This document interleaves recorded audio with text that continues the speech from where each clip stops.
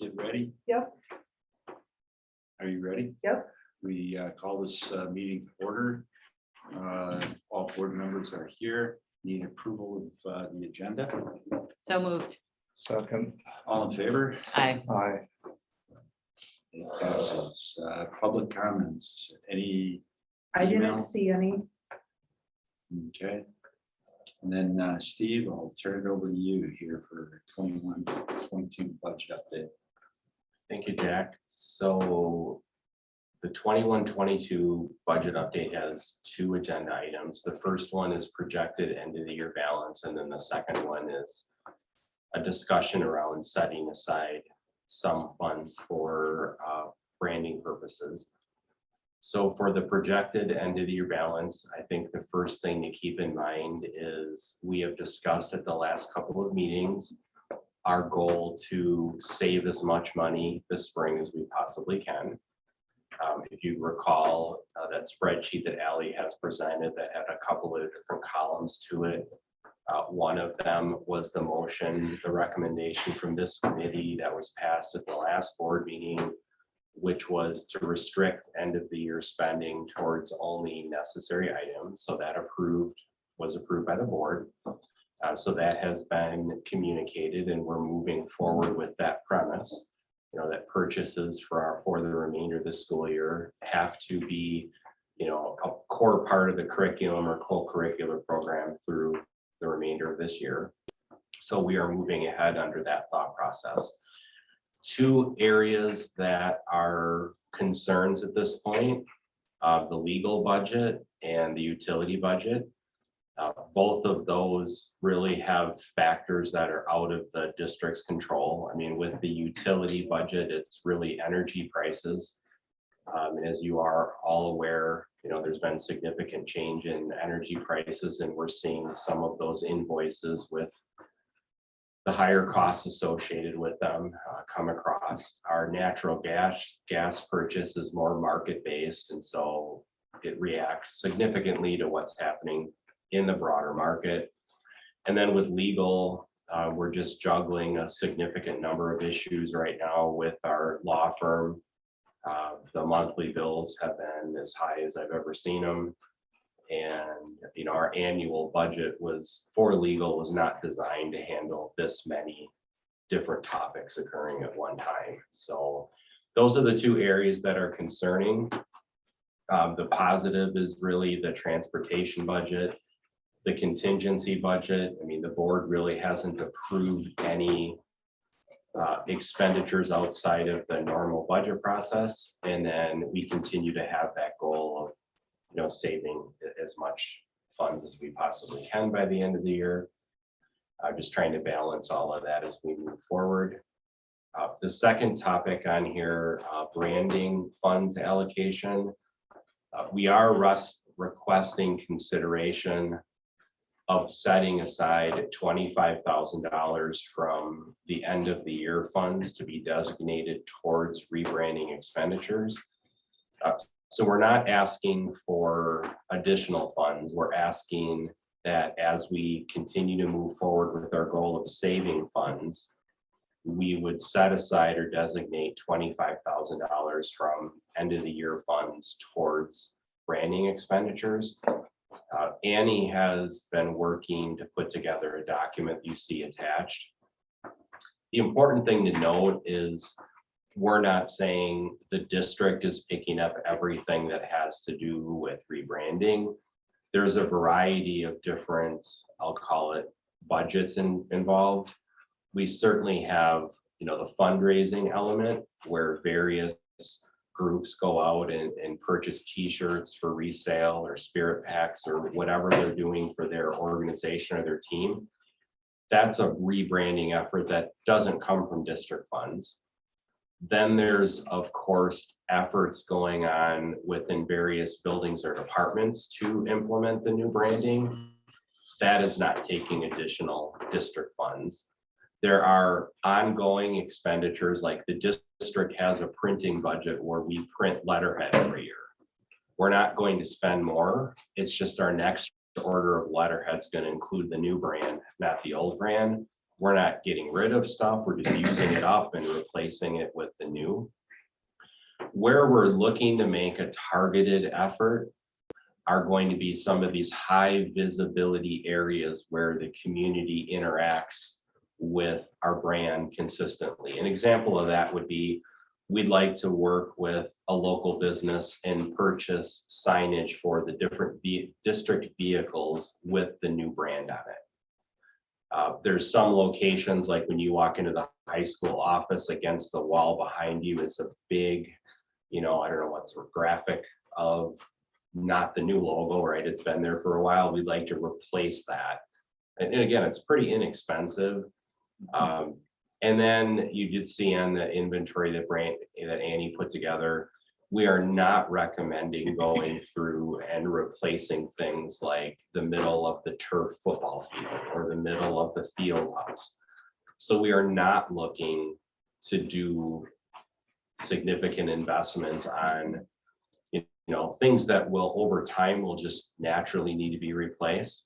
We're more looking at like targeted high visibility areas. Annie, did you have anything that you wanted to add on this? We had talked that we would, definitely use local businesses, but also Kayla Proctor at the high school. So the Innovation Center at, replacing some of these items across the district as well. Yeah, thank you. So we're really looking to be, I guess I'll call it, very frugal with these efforts, and to really make a high impact on, like vans and, the sign for Bethel Circle that's in the street, that's in bad shape. Get a new sign, have the new district logo. So just a few of those things. Steve, what is the 25,000 towards? Is that in the blue here? The 25,000, Rebecca, would you mind opening that?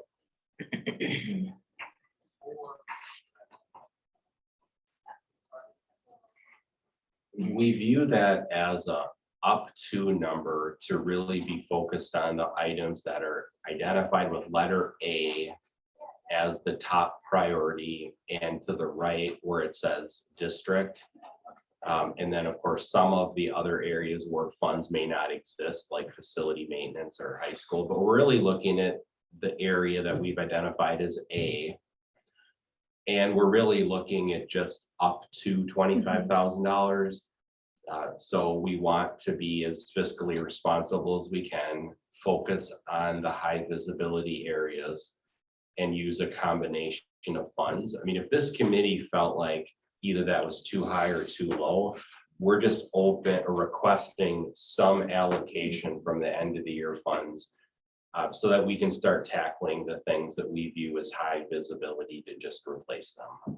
So if the committee felt comfortable with a different number, that's totally fine. We're just looking to have some set aside funds to go after a few of these more visible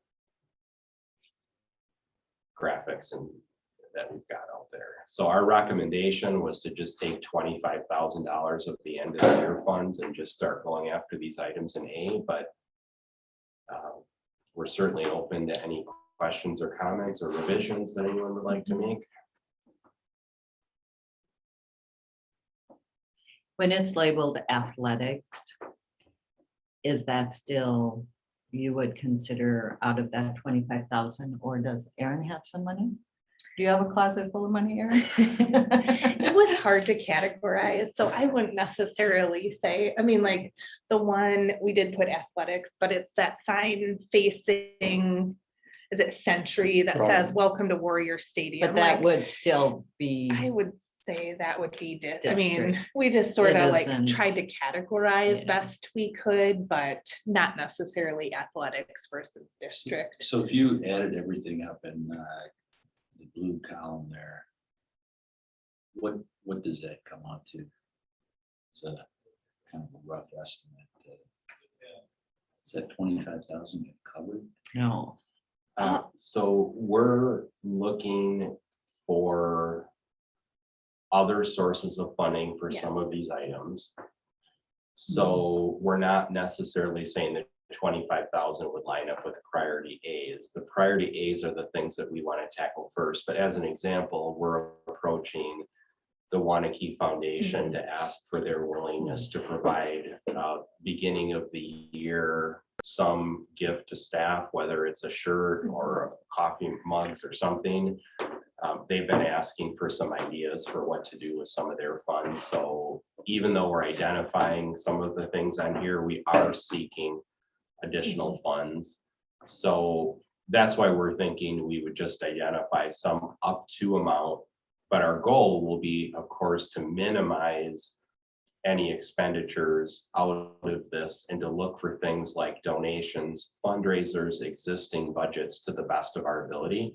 You know, when you speak about the athletic budget, Aaron has a rotation, you know, for uniforms. So in his next normal purchases, obviously the new logo would replace the one that was there, but he's not going to go out and replace everything in 1 year. We're not asking for that.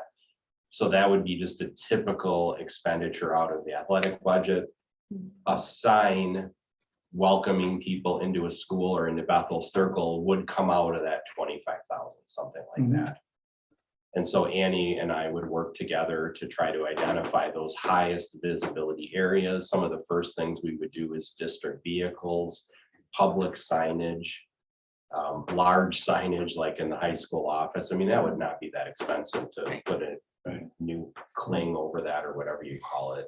So all of these quotes, maintenance really helped us. So they actually went to Helen Glass and got an estimate for the side of the vehicles. And so everything is pretty close. I mean, it's still an estimate, but maintenance helped us go to local businesses to note a number there for us. Any comments or discussion on this, or do we have a motion to approve it? I'll move we approve. Yes, I would second that with, you know, when you're done with that 25,000, and that isn't a huge amount of money for changing the whole brand. You know, I hope that you come back and discuss with us where you're at with the project, and, you know, if you need more, you need more. Right. I think it's an important initiative that we've put a lot of time into, and it's important to show that. So All in I do favor? second that. All in favor? I, Those opposed? Thank you. Great job. yeah. Yeah, Appreciate that support. you. that's a really good job. Right. So we will It's amazing. definitely bring this back to the committee and let you know how we're actually investing those funds and what we're able to accomplish. 22-23 budget planning. Obviously, this has been an ongoing discussion for quite some time. The timeline includes at the regular May board meeting, the presentation of the first draft of the budget. And as a reminder, we typically have introduced drafts of the budget in May, June, and July. And then we take the July budget to the annual meeting, which is in October. We also bring to the May board meeting topics like the food service budget, student fees, and insurance benefits for the next year. So all of the, I would say, traditional agenda items in May are moving forward as they always have. The first draft of the budget, we spent quite a bit of time talking through this, going all the way back to December when we shared revenue projections, and then in January we shared expenditure projections, and then have continued to move forward with the process. So this is the first chance that we've really put it all together in one place. And we note, you know, in the description, some of the, I would call them higher level topics related to the first draft of the budget. And I'll just go over a couple of them as reminders. First of all, one of the major topics that the board reacted to last spring is when the district's credit rating was downgraded because the rating agency did not recognize both Fund 10 and Fund 41. The board responded by moving the levy for Fund 41 into Fund 10, but then instituted a plan to spend down our Fund 41 balance for the next 3 years while attempting to build up our Fund 10 balance. So last year, we actually added a little over $1 million to our Fund 10 fund balance, which is certainly a real positive. We'll be probably shortly in May, starting that process again, where they take a once a year look at our credit. We believe that the decision that we've made to move away from Fund 41 to Fund 10 will be helpful. And we'll certainly be promoting that during this process, but this is really the second year of that effort. So the capital projects that the board has approved will come out of that remaining Fund 41 balance for 22, 23, and then 23, I'm sorry, and then 23, 24, and then eventually we'll shift it back to Fund 10 and we will close Fund 41. The positions that are included in the, go ahead, Mark. So Steve, we're not adding anything to that fund.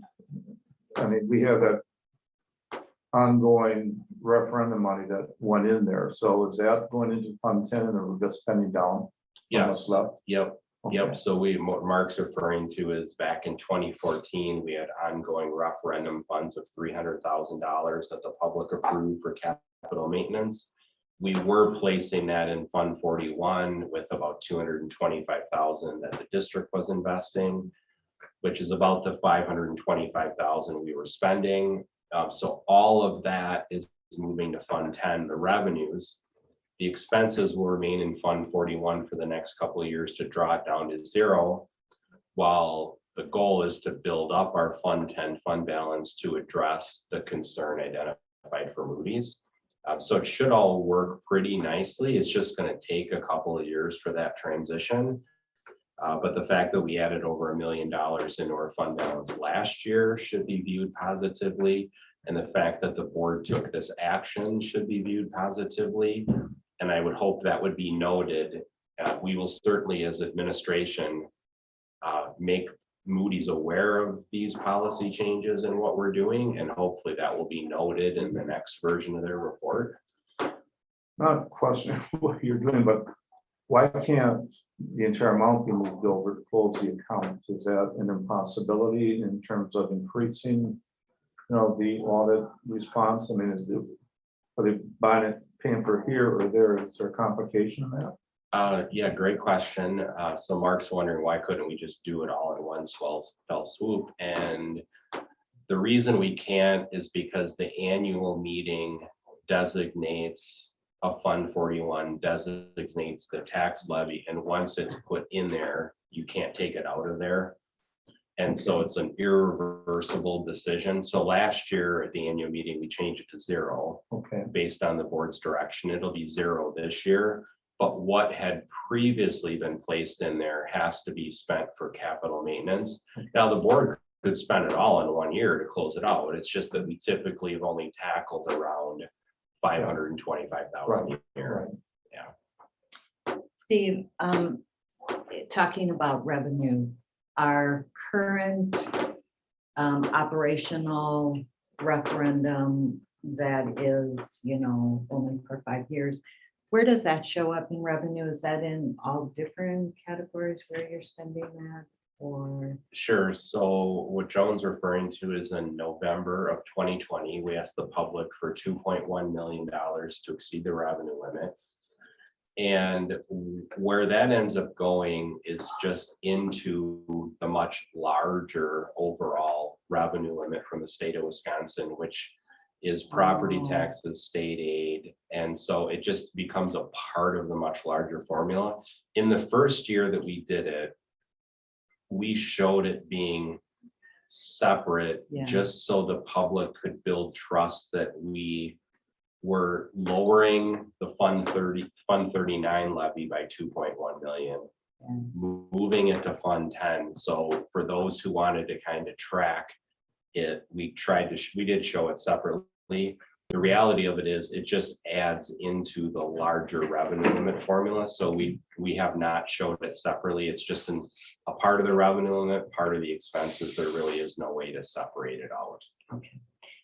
And I know I asked this another year, but I can't remember. What's the difference between a school building fee and a district fee for like Heritage or?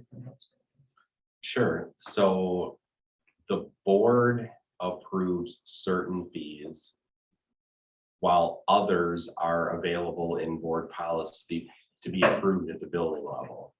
So those that get approved at like a building level are optional fees like yearbooks, recorders, t-shirts, anything that should be viewed by families as not required. A required fee, like the supply fee, is required to be approved from the school board and is supposed to be on the list. So when Ally sent out the list to all the buildings this year, we reminded them that if it's a required fee for students, it should be on this list. It should be going to the board.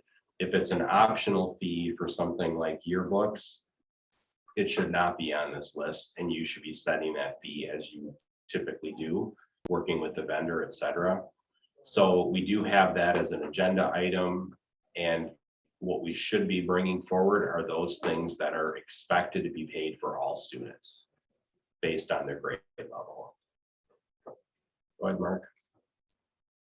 Going back to Fund 41. Yep. So I saw on the maintenance portion of the budget that, you know, there's a number of vehicles we're looking at. And so I guess my question is whether it's in the actual budget or we're looking at putting things in the operational referendum. Wouldn't it make more sense to draw those off of Fund 41 now or as needed rather than putting it off for, okay, this is next year's, this is, and then the rest are going to go into the operational? It would seem to me, why borrow from what we already have in there and draw it down a little bit faster that way? Yeah, so what Mark's referring to is the list of requests. There are vehicles, and there's, you know, a number of vehicles that are on the list. I wish we could do that, Mark, but the DPI has prohibited districts from purchasing anything related to equipment out of Fund 41, even if it's maintenance equipment. It's odd. But like you could have a maintenance truck. It was a good thought. Yeah, and we are prohibited from purchasing that out. Even of- like boilers and things like that too, or? You could only purchase it if it is connected to an outside vendor who will be installing it. Okay. So if the invoice is paid to a vendor, North American Mechanical, and they quote us 60,000 for a boiler and 55 is for the equipment and 5 is to install it, that's okay. But if we happen to have our own HVAC expert on staff who could install a boiler, then it would not be okay. It is very odd, and it's just one of those rules that the DPI has put out. In fact, any account codes that we would be able to use for equipment are rejected when you try to report your end of the year expenditures to them. So I understand what you're saying, but it is prohibited for us to be able to do that. Doesn't make a lot of sense, but it's there. So Okay. Well, thank you. yeah, no problem. So the additional staff are outlined in the first draft of the budget. There isn't anything there that you have not already approved. So everything that's on page 13 has been brought separately, and you've already seen it before. So there's nothing new there. The high level issue with the first draft of the budget that we're working through still is the board has a consistent goal across budget years to have the tax rate remain the same. So we will not receive our first estimate of state equalization aid until July. So until then, we're using our budget models to try to estimate what that would be. We will have a better view in July, and then we will find out in October. Property value, we will not receive until October. So a lot of this is going to come together like it has in recent years during the month of October. The first draft is still predicated on that concept, which does mean we are going to have an increase in what we're calling our debt service repayment. Because what the state is doing for not only this current fiscal year, but the next fiscal year, is the revenue limit increase is 0, while the state is investing funds in equalization aid. So districts like ours, to maintain a consistent tax rate, have then been paying down debt. It is a practice that a number of schools are doing to keep a consistent tax rate. And so that principle concept remains. Eventually, as the referendum discussion is formulated between May and August, that fits in directly into this process as well. This is definitely going to be complicated in October, because we're going to end up having a budget that includes both referendum questions not passing, that being operational and capital. We'll have a budget with one of them passing and not the other one. We'll have a budget with the reverse, and then a budget with both of them passing.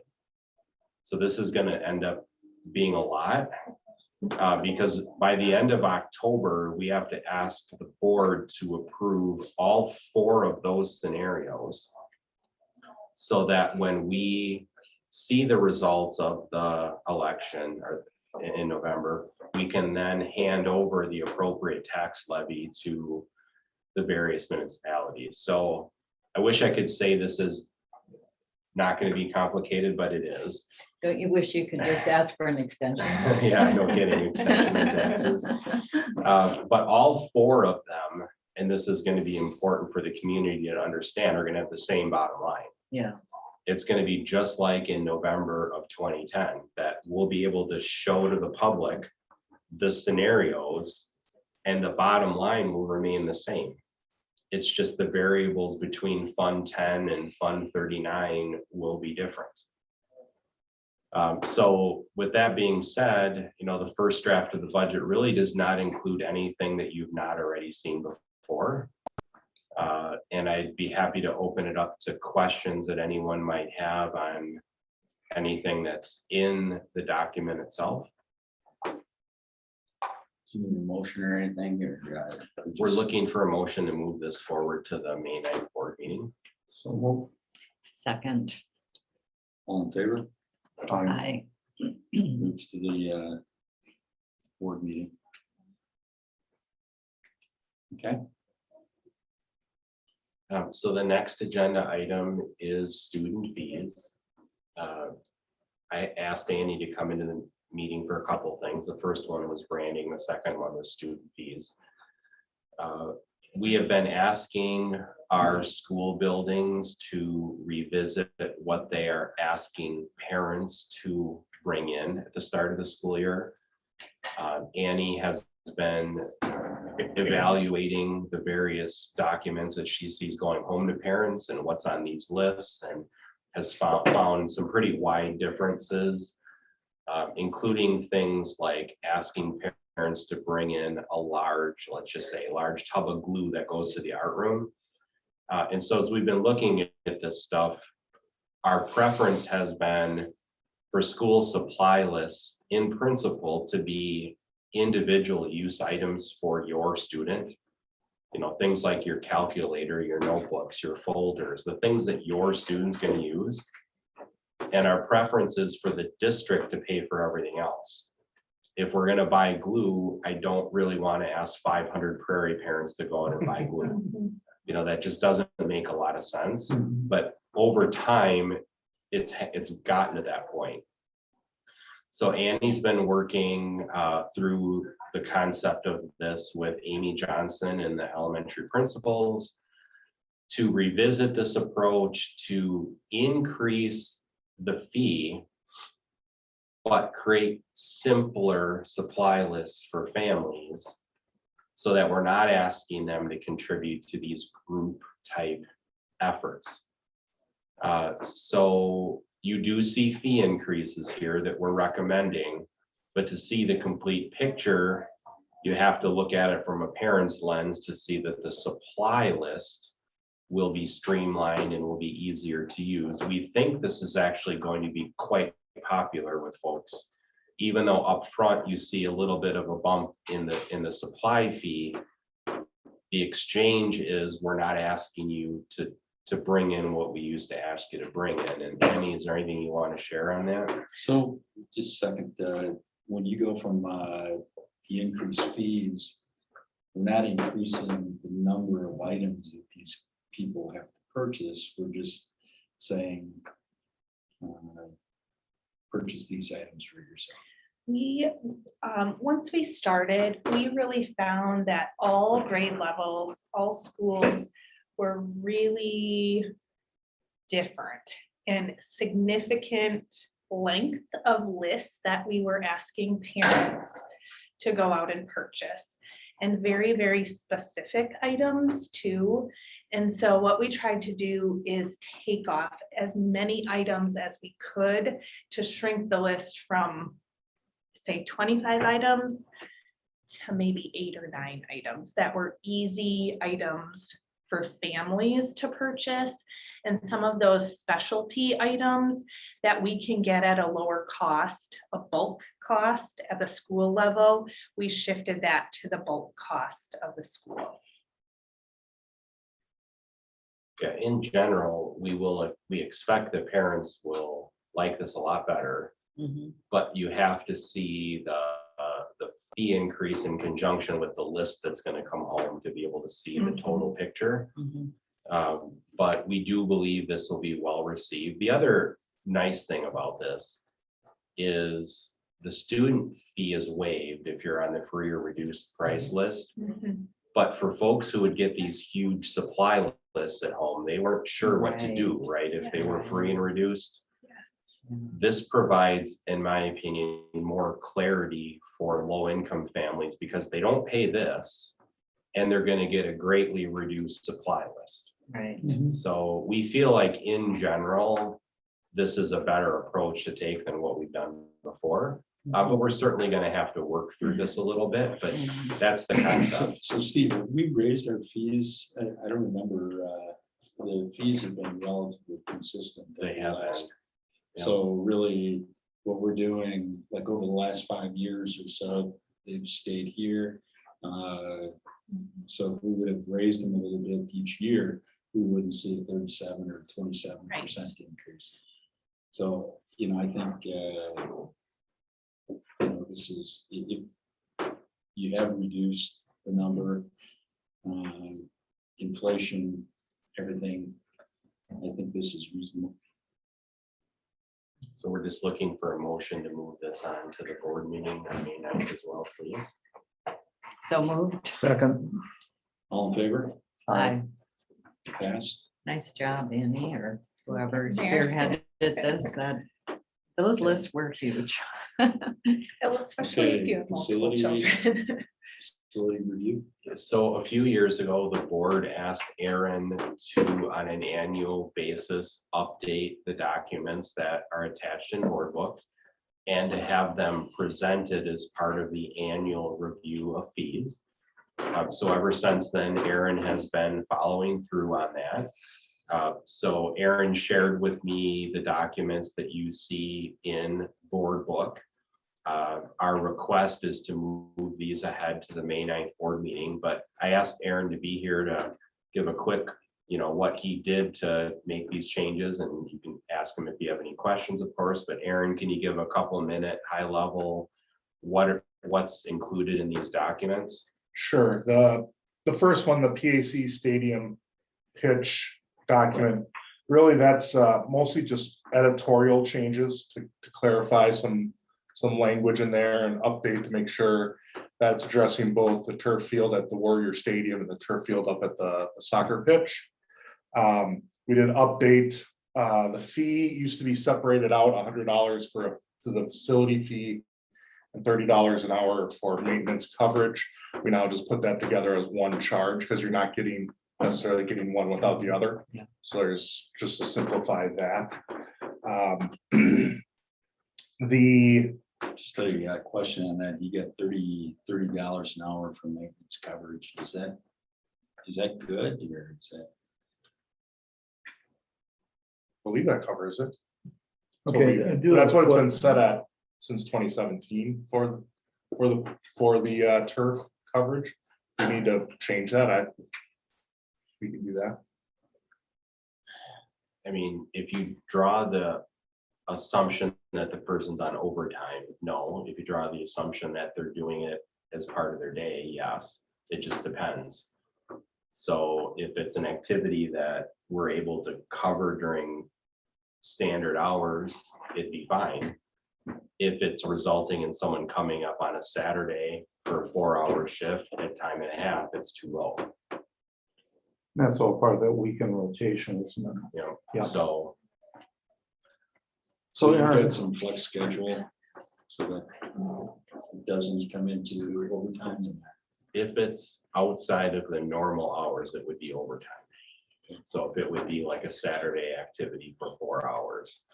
So the 30 would be low if it is outside of the standard hours. So if the committee was concerned, I would raise that to 35 instead of 30.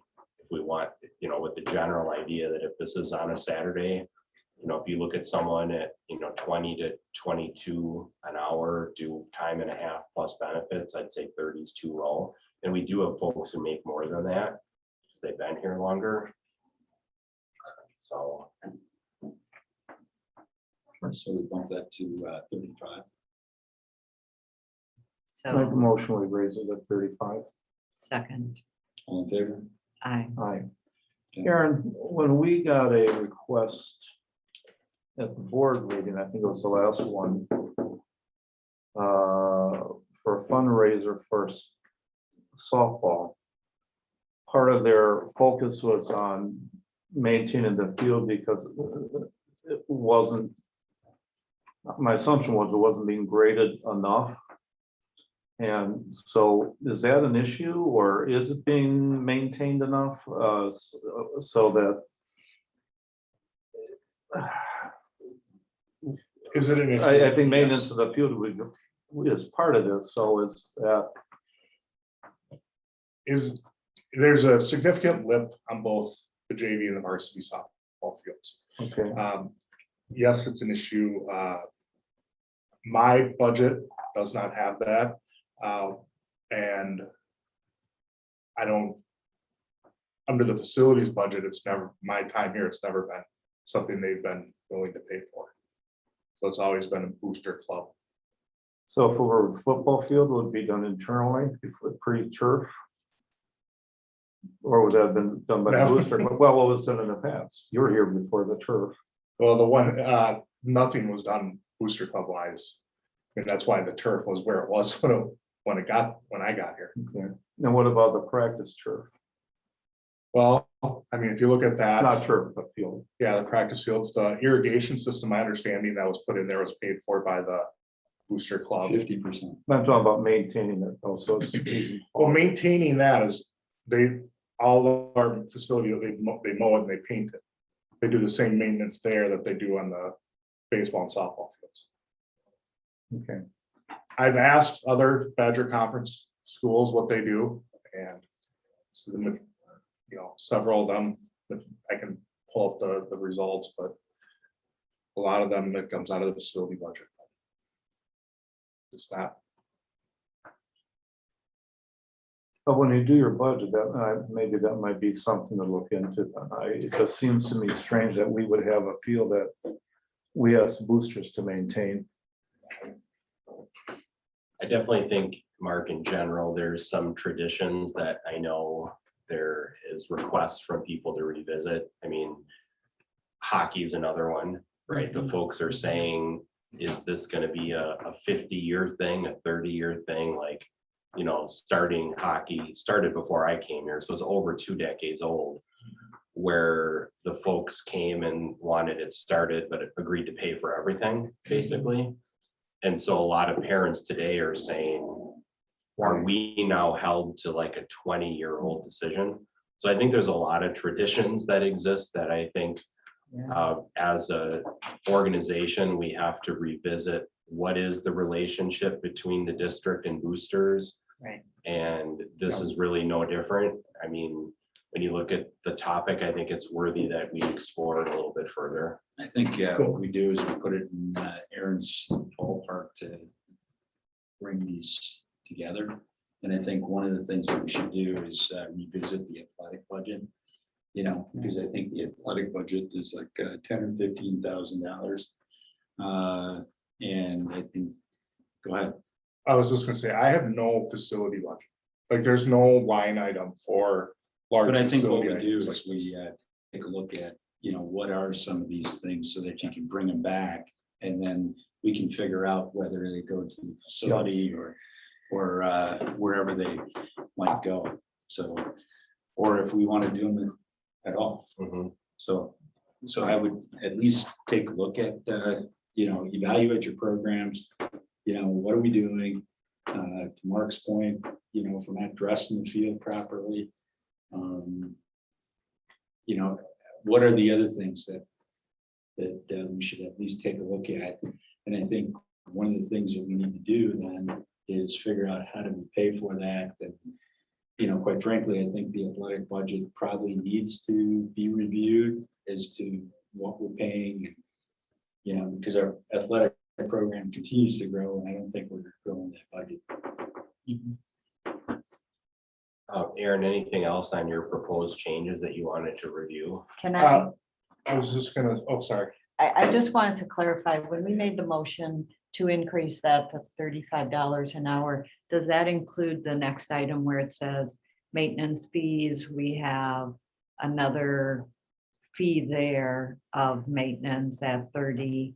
Are we including our motion to be there too? I would say wherever you have 30, you increase it to 35. But then we have group fees, so if our group is bigger and it's at 40, do they all move up like $5 or respectively? I think or- that makes sense to move them all by $5. I So think that's that the whole intent. category, yeah, I think that was the intent. It was my intent. I just wanted to clarify that, Yep. that whole category moves, Aaron. All right. Okay. And I was just gonna say, under the pool rental, Christie did a survey of area pools. One found out we're very much on the low end of what we charge. Also, one of the things we're running into is we were not differentiating between the number of attendees and guests.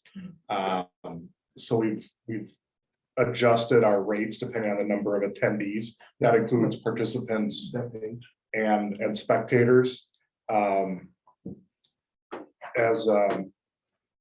Because those larger events just require a lot more staff and both on the lifeguarding side and the custodial side. So we've kind of adjusted our rates to be more in line with area pools and aquatic centers. You look, there's a pool rental chart. Aaron, before you get there, so there used to be a monthly pass, is that what it was? And that no longer exists, or? No, there was, we used to do, oh God, this is 3-4 Like a years ago 5 now. visit pass or something? Yeah, we did adjust it to quarterly, a quarterly pass. I can't remember, I don't think it was, might have been monthly, maybe it was monthly before we went to the quarterly. Okay, yeah, But yeah, that was okay. 3-4 years ago, maybe that got adjusted. I think it changed too with this modification. I just couldn't remember what it was, so that's just. We're good. Any other comments on this? Any more discussion on this? So what were these fees? Oh, in the current ones. Yeah, Well, I don't have those on me right now, but there was just one, like for the pool fee here, there was just one like $50 an hour rate, oh. regardless okay. of I like, get it, I get In it. or So out, you're, right, right. So for Okay. example, just as a group that was using it yesterday, Special Olympics, and 300 people here in the pool. And it's a much bigger coverage ask than say, a pool party for a birthday party. Sure. Okay, And felt like they shouldn't be charging those two Yeah. groups necessarily the same thing, because they're Yeah. not putting the same stress on the facility. Sure. okay. Okay. And motion we accept. The new pool rates, second, All in favor? Aye. Motion carries. Next, Thank you, Aaron. Appreciate that. So for food service, we do have a version A and a version B. So we're asking for this committee's input on that and which recommendation you'd want to make to the board. Version A has no increase in student fees. Version B does have an increase. Both of them have a positive bottom line. So it's just more of a factor of whether or not you want to bring forward a budget that doesn't increase food service at all for families, or if you want to see one that has some type of inflationary increase and then a larger bottom line. The benefit of the larger positive bottom line is we can replace more equipment as it comes up, things like ovens, stoves, that type of thing. We're able to then do that out of the food service budget, Fund 50. Administration is comfortable with either option. They both have a positive balance. It gets us back to where we need to be for food service.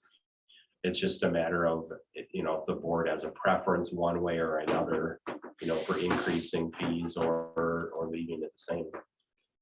I would suspect that raising it 5 cents, because you're raising it 5 cents basically, right?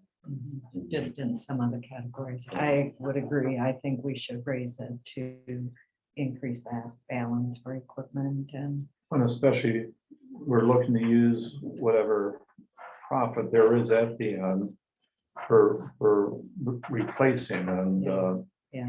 that number is pretty small, actually, when it comes to replacing that I think equipment. our It food is. service people do a great job Yep. working with a minimal budget. I would like to see it increase. I think the other challenge too is if we don't just raise it a little bit. I know, each then you year, get those then big you get chunks. Those big chunks Yep. and everybody. Yep. So I would propose, should we move this forward? Yes. Yes, I would like to move the increase in food service forward. Second. All in favor?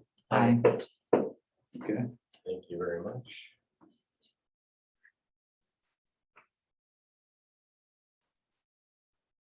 Fund 80. So the next topic is Fund 80. So we have a memorandum of understanding from the Waunakee Police Department. The whole premise behind this is the Waunakee Police Department is seeking accreditation. And as a part of that process, they are needing to update a number of their policies and practices. This is just a tiny part of that. But part of the process that they're going through requires a formal agreement between the district and the police department. In the past, this has been an agreement, but not a formal agreement like this. So this is really a request of the police department for updating their practices.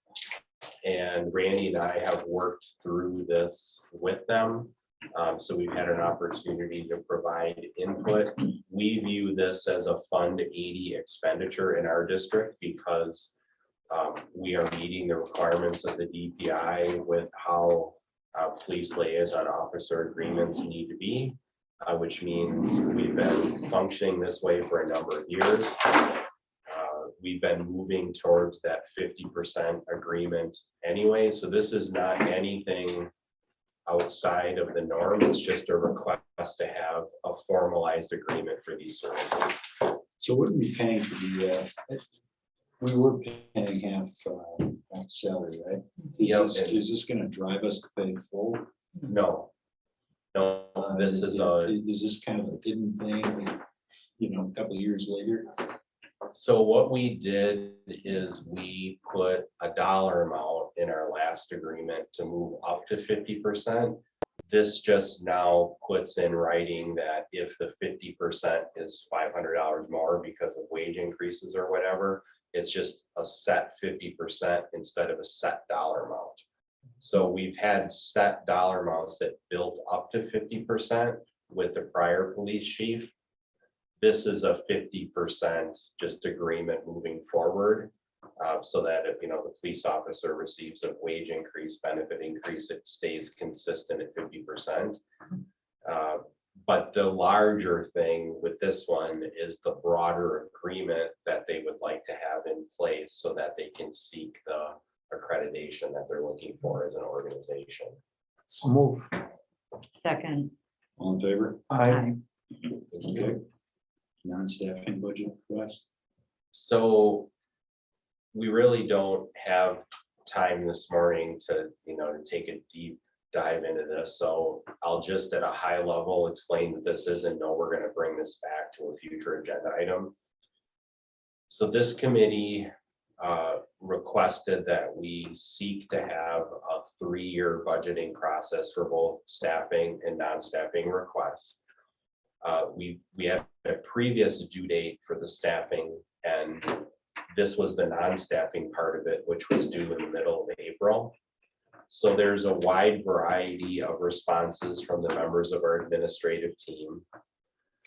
Not only that way with the staffing, but the same with the non-staffing. Ultimately, administration needs to work with the board together as we are establishing our longer term vision for the organization about what it is that we are seeking to implement over time and to plan that out, both on the staffing end and the non-staffing end. I mean, as an example, you've seen the staffing one, but we didn't take a deep dive into it. Right. There's been a request to, keep our pathways program aligned with the number of students in pathways, and we haven't done anything with that in a long time. So on the staffing end, there's pieces that need further discussion. Same thing with the non-staffing end. At some point when we have the discussions related to the referendum, we're going to have to bring these back to talk about, what it is that we want to do moving forward. I gave just a simple example as well about like hockey. Yeah. There's got to be a philosophical decision. Are we continuing with what was started 2 decades ago, which is the district will not pay for ice time?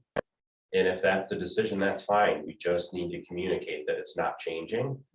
Or if there is a decision to change it, we've got to allocate the funding to do it, right? So there's a lot of different small things that need discussion about whether or not we're going to be implementing them. So just know that the process was finished. We have the requests, but we have to set aside the time for both this and the staffing one for a much broader discussion. Steve, in general, are these requests for district funds and also use of building budget funds? What we communicated through our administrative cabinet meetings, that the intent behind this was not to put something in here that could be accomplished through your annual operating budget. What we requested folks to do would be, as an example, if the middle school family consumer ed equipment is 35 years old, to identify the replacements, just like the music department did. But as you can see, there's a mix of responses. There's things that you would expect should be getting taken care of With the building. with the building. And then there's things in there that like Aaron can't just pay for ice time. Right, okay. So there's a it's mix of it. mix. Yeah. We're showing you the whole list. Okay. Obviously, it needs some work. All right. guess my concern was for the 2022-23 school year, there are specific needs. And have those all been approved already? Or is there a benchmark in the 22-23 budget for those, or what's the status of that? So I would say nothing on either the staffing one or the non-staffing one has been approved other than what you've seen individually. So like on the staffing one, the board approved the arboretum and 4K coordinator. Other than the things that you have specifically approved, nothing else on either list has moved forward. The intent has been to organize this around the special meetings that we're going to have to talk about our plans for the fall. And to try to put this in some organized manner to really understand what the board wants to support and what it is that we don't want to support, so we can put together a plan to support it. Well, you know, you look at some of this stuff here, like the BOE, that's a referendum Right. type thing. So So one that jumped out at me on here is, and this based just on what I've heard at the listening sessions. There's a feeling of training and programming being dumped on them top down without a collegial approach to, yeah, we can do this. I mean, like they're burned out from this. And so in curriculum, I have not seen the developing high performance teams as training as a need, but boom, it appears in here. And Yeah, those are the kind of things that concern me. Because it seems that must be something they want for this next school year. But how do we get to that, and what impact does that have on the other training the staff has to do?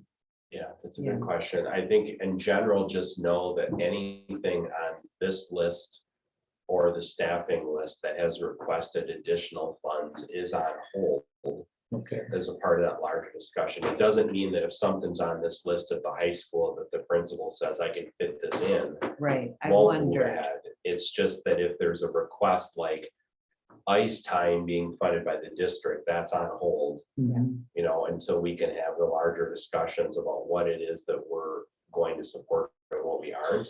I just wanted to make sure you could see this. It's been completed, and it needs to be a part of certainly a larger discussion as we move forward to the fall. Steve, one of the things that we talked about is moving all of this training into a line item on the budget. Right, yes. You know, and that would either be Tim Shell or somebody responsible for the overall training. Yeah. Are we making progress towards that, or is that going to be in next year's budget year? I can tell you that the buildings and the departments outside of curriculum would support that. They would prefer to have a district-wide budget identified so that we don't have to keep trying to parcel up.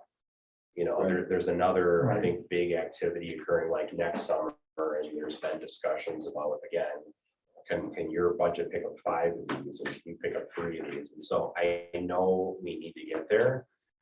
That's part of just, again, one of those topics amongst many as far as district-wide budgeting for those type of things. But yes, we will come back to that. And maybe we don't, you know, we're probably too far along in this budget process, but if we think about next year's budget process, we look at the curriculum and training, we look at the athletics, you know, so that we can start, you know, funding some of that stuff that But everything has a 3-year vision. that needs to be funded. Yeah. And, you know, because you got training all over this thing, yeah, Mhm. yeah. you know, and which is interesting. So what we'll do is table this for now. Can we bring it back next budget meeting and talk about it? Absolutely. Yep. You know, maybe in the next couple of budget meetings, what we do is, you know, we talk about the staffing, and then we talk about this, you know, so we got our next 2 budget meetings pointed out. Well, I think we Or- need more than just us talking about it. Yeah. This is, building administrators need to talk through this list as well. But we can definitely start that, Jack, because we need to start building the framework for a 3 to 5 year budgeting process as well. So we will definitely bring this back and throw it on the next agenda item. I think it's a great start, though. Excellent. Okay. Anything else? Next agenda item is just a reminder that we're continuing to keep our eye on the November November 2022 planning process. Really don't have anything that we need to discuss. Under discussion actions, we just want to share with you that we are intending to not renew the Forecast 5 budget model for the 22-23 school year. So 2 out of the 3 software modules that they have available, we're recommending non-renewing. And we're recommending looking for a lower cost option to replace it. Forecast 5 was bought out by another party last year. We find that the service isn't the same as it used to be, and the cost has escalated to the point where we believe there's better lower cost options available to us. So we just want to share that our intentions are not to renew those. And then we did include in here the membership audit, which is every 4 years. I put in quotes randomly, it just exactly ends up being every 4 years. So that Sounds like a it's a weird formal audit. process. We are asking for this committee to forward this on to the next board meeting for review and approval. so So, moved. go ahead, a So second. moved, Joan had it, I had a second. All in favor? I defer to Aye. the smarter person. Aye. Moving on to the board. So move. Okay, That's all we have. That's such a weird thing to audit, It is. head count. It's just Yeah. a weird. So I'm glad your audit matches that. Because I was worried about that, Steve.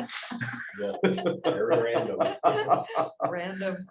All right. Random. okay, we talked about future agenda items. And I guess motion to adjourn. Move to adjourn. Second. All in favor? Aye. Passes unanimously. We will see everybody later today. Good timing. Thank you. Nice job, Jack. Annie, thanks for This is joining.